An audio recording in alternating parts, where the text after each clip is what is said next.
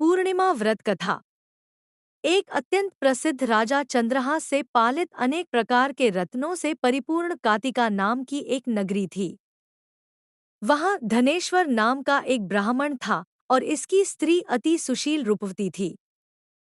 दोनों ही उस नगरी में बड़े प्रेम से साथ रहते थे। घर में धन धान्य आदि की कोई कमी नहीं थी। उनको एक बड़ा दुख था, उनके कोई संतान नहीं थी, जिस वजह से वह बहुत दुखी रहते थे। एक दिन एक बड़ा तपस्वी योगी उस नगरी में आया। वह योगी बाकी सभी घरों से भिक्षा मांगकर भोजन किया करता था, लेकिन उस ब्राह्मण के घर से भिक्षा नहीं मांगा करता था। एक दिन योगी गंगा किनारे भिक्षा मांगकर प्रेमपूर्वक खा रहा था कि धनेश्वर ने योगी को यह सब करते देख लिया। सब कार्य किसी प्रकार से देख लिया। अपनी भिक्षा अनादर से दुखी होकर धनेश्वर योगी से बोले, आप सभी घरों से भिक्षा लेते हैं, परंतु मेरे घर की भिक्षा कभी भी नहीं लेते, इसका कारण क्या है? योगी कहने लगा कि आपके धर्म हमें इस बात की आज्ञा नहीं देता है, क्योंकि अभी आप गृहस्थ जीवन में एक सुख से वंचित हैं। आपके घर संतान होने पर मैं आपके घर से भी भिक्षा स्वीकार कर लूंगा। उन्होंने कहा कि जिसे संतान नहीं है, उसके घर से भिक्षा लेने से मेरे भी पतित हो जाने का भय है। धनेश्वर यह सब बात सुनकर बहुत दुखी हुआ और हाथ जोड़कर योगी के पैरों पर गिर पड़ा तथा दुखी मन से कहने लगा कि आप मुझे संतान प्राप्ति के उपाय बताएं। आप सर्वज्ञ हैं, मुझ पर अवश्य ही यह कृपा कीजिए। धन की मेरे घर में कोई कमी नहीं है, लेकिन मैं संतान न होने के कारण अत्यंत दुखी हूँ। आप मेरे इस दुख का हरण कीजिए। यह सुनकर योगी कहने लगे, तुम चंडी की आराधना करो।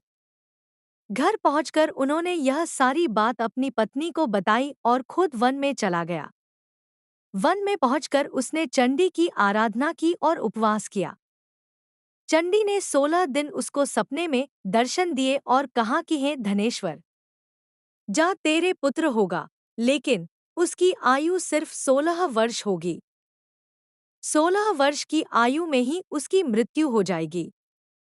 अगर तुम दोनों स्त्री और पुरुष 32 पूर्णिमाओं को व्रत करोगे तो यह दीर्घायु हो जाएगा। जितनी तुम्हारा सामर्थ हो उतने आटे के दिए जलाकर शिवजी का पूजन करना, लेकिन पूर्णमासी 32 ही होनी चाहिए। सुबह होती ही तुम्हें इस स्थान के पास एक आम का पेड़ दिखाई देगा। उस पर चढ़कर एक फल तोड़कर अपने घर चले जाना। अपनी स्त्री का इस बारे में बताना। सुबह स्नान होने के बाद वह स्वच्छ होकर शंकर जी का ध्यान करके उस फल को खा ले। तब शंकर भगवान की कृपा से उसको गर्भ हो जाएगा। जब ब्राह्मण सुबह उठा तो उसे उस स्थान पर आम का पेड़ दिखाई दिया और वह उससे फल तोड़ने के चढ़ा, लेकिन वह पेड़ पर चढ़ नहीं पा रहा था। यह देखकर उसे बड़ी चिंता हुई। उसने भगवान गणेश की उपासना की और कहा, हे दयानिधे, अपने भक्तों के विघ्नों का नाश करके उनके मंगल कार्य को करने वाले, दुष्ट का नाश करने वाले, रिद्धि सिद्धि देने वाले, आप मुझे इतना बल दें कि मैं अपनी मनोकामना पूरी कर सकूं। इसके बाद वह पेड़ से फल तोड़कर अपनी पत्नी के पास पहुंचा। उसकी पत्नी ने अपने पति के कहे अनुसार इस फल को खा लिया और वह गर्भवती हो गई। देवी की कृपा से उसे बहुत सुंदर पुत्र पैदा हुआ। उसका नाम उन्होंने देवीदास रखा। माता पिता के हर्ष और शोक के साथ वह बाल बढ़ने लगा। भगवान की कृपा से बालक बहुत ही सुंदर था, सुशील और पढ़ाई लिखाई में भी बहुत ही निपुण था। दुर्गा जी के कथानुसार उसकी माता से 32 पूर्णमासी का व्रत रखा। जैसे ही 16वां वर्ष लगा, दोनों पति पत्नी बहुत दुखी हुए, कहीं उनके पुत्र की मृत्यु न हो जाए। उन्होंने सोचा कि अगर उनके सामने यह सब हुआ तो वह कैसा देख पाएंगे। तभी उन्होंने देवीदास के मामा को बुलाया और 1 वर्ष के लिए देवीदास को काशी में पढ़ने के लिए भेज दिया। 1 वर्ष के बाद उसे वापस लेकर आ जाना। देवीदास अपने माता के साथ एक घोड़े पर सवार होकर चल दिया। उसके मामा को भी यह बात पता नहीं था। दोनों पति पत्नी से 32 पूर्णमासी का व्रत पूरा किया।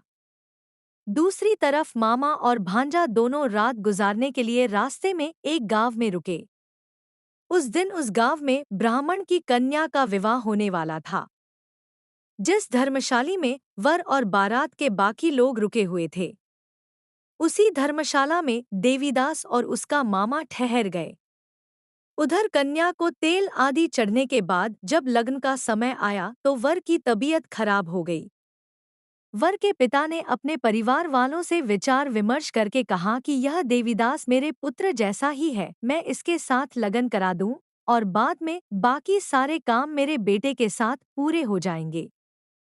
ऐसे कहने के बाद वर के पिता देवीदास को मांगने के लिए उसके मामा के पास गए और उन्हें सारी बात बताई। मामा ने कहा कि कन्या दान में जो कुछ भी मिलेगा वो हमें दे दिया जाए। वर के पिता ने बात स्वीकार कर ली। इसके बाद देवीदास का विवाह कन्या के साथ संपन्न हो गया। इसके बाद वह अपनी पत्नी के साथ भोजन न कर सका और मन में विचार करने लगा कि न जाने यह किसकी पत्नी होगी। यह सोचकर उसकी आंखों में आंसू आ गए। तब वधू ने पूछा कि क्या बात है, आप उदास क्यों हैं? तब उसने सारी बातें पत्नी को बता दी। तब कन्या कहने लगी, यह ब्रह्मा विवाद के विपरीत है। आप ही मेरे पति हैं। मैं आपकी की पत्नी रहूंगी, किसी अन्य की कभी नहीं। तब देवीदास ने कहा, ऐसा मत करिए क्योंकि मेरी आयु बहुत कम है। मेरे बाद आपका क्या होगा? लेकिन उसकी पत्नी नहीं मानी और बोली, स्वामी आप भोजन कीजिए। दोनों रात में सोने के लिए चले गए। सुबह देवीदास ने पत्नी को 4 नगों से जड़ी एक अंगूठी दी और एक रुमाल दिया और बोला कि हे प्रिय, इसे लो और संकेत समझकर स्थिर चित हो जाओ। मेरे मरण और जीवन जानने के लिए एक पुष्प वाटिका बना लो। उसमें सुगंधी वाली एक नव मल्लिका लगा लो। उसको प्रतिदिन जल से सींचा करें और आनंद के साथ खेलो कूदो। जिस समय और जिस दिन मेरा प्राणांत होगा उस दिन यह फूल सूख जाएंगे। जब यह फिर से हरे हो जाएं, तो जान लेना मैं जीवित हूँ। यह समझाकर वह वहां से चला गया। इसके बाद जब वर और बाकी बाराती मंडप में आए तो कन्या ने उसे देखकर कहा कि ये मेरा पति नहीं है। मेरे पति वह है जिनके साथ रात में विवाद हुआ है।